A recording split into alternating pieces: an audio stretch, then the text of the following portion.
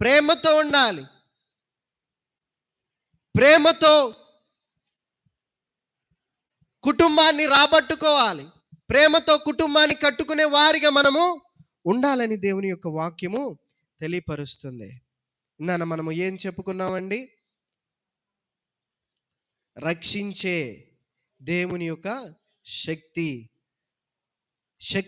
దేవుని యొక్క శక్తి 3 ముఖ్యమైన రీతుల్లో పరిశుద్ధ గ్రంథము తెలియపరుస్తూ ఉంది. మొట్టమొదటి దేవుని యొక్క శక్తి ఏంటంటే రక్షించే దేవుని శక్తి. ఎలాంటి మారు మనసు లేని వారినైనా దేవుని యొక్క మాట రక్షించగలుగుతుంది. అలాంటి శక్తి ప్రభువుకు ఉందండి. మరి రాహాబు పాపంలోనే కదండి బ్రతికింది. ఆ రాహాబుని దేవుని మాట కాదా రక్షించింది?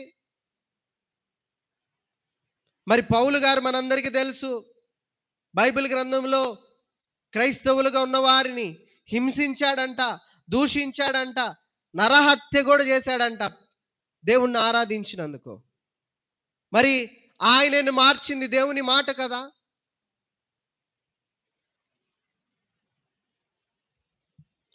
ఆ రీతిగా ఎంతో మంది దేవుని వైపు తిరిగారండి. అలాంటి రక్షించే శక్తి కలిగిన దేవుణ్ణి మనము ఆరాధిస్తా ఉన్నాం. దేనికి దిగులు పడాల్సిన అవసరం లేదు, భయపడాల్సిన అవసరం లేదు.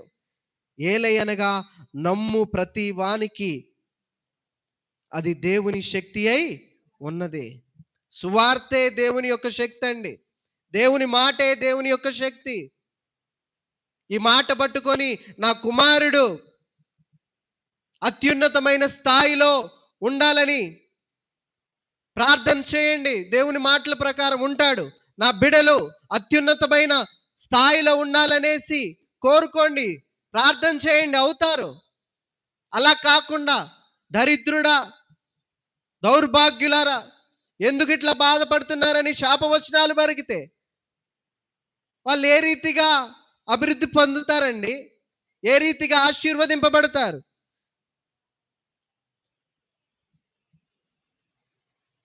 రక్షణ కలగజేయుటకు అది దేవుని శక్తి అయి ఉన్నది. దేవుని శక్తి అంట. ఆయన మాట శక్తి.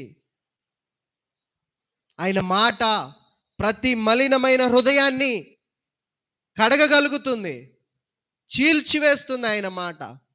ఆయన మాటలు వినే మనము ఇంకా దిగజారిన పరిస్థితుల్లో మనముంటే, ఇంకా తిన్ననైన ఆయన మార్గాలను అనుసరింపక వంకరైన వక్ర మార్గాలలో మనం నడిస్తే ఆయనకి ఏమి విలువ ఇచ్చినట్టు? ఆయన శక్తికి మనం ఏ గౌరవాన్ని మనం తెచ్చినట్లు? మనల్ని మనం పరిశీలన చేసుకోవాలి. ప్రియ దైవ జనాంగమా, ఈరోజు వాక్యం వింటున్న మనము మనల్ని మనం పరిశీలన చేసుకోవాలి. రెండవది, ఎలాంటి శక్తి కలిగిన దేవుణ్ణి మనం ఆరాధిస్తున్నామంటే బలహీనతలో తోడై ఉండే బలహీనతలో తోడుగా ఉండే దేవుణ్ణి మనము ఆరాధిస్తా ఉన్నాం. బలహీనతలో ఆయన శక్తి మనకి దగ్గర చేసి మనకి తోడై ఉండే దేవుణ్ణి ఆరాధిస్తున్నాం. మొదటిది ఏంటి? రక్షించే దేవుని యొక్క శక్తిని మనం ఆరాధిస్తున్నాం. రెండోది, బలహీనతలో మనకి శక్తినిచ్చి మనకి తోడై ఉండే ఆయనని ఆరాధిస్తా ఉన్నాం. మనం చూస్తూ ఉంటే హిజ్కియా కాలంలో ఇశ్రాయేలీలు బాగా అభివృద్ధి చెందుతున్న సమయంలో యెరూషలేము మీద గొప్ప శ్రమ వచ్చిందండి. ఆ బలహీనతలో ప్రభు వారికి తోడై ఉన్నాడు. మంచిగా అభివృద్ధి పొందుతుంది హిజ్కియా రాజుగా ఉన్నప్పుడు.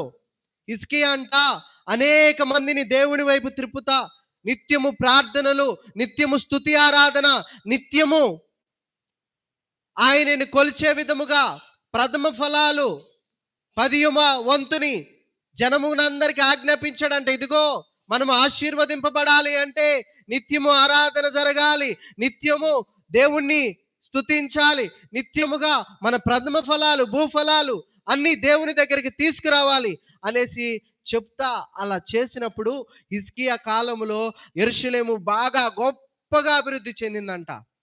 అభివృద్ధి చెందుతున్న ఆ యొక్క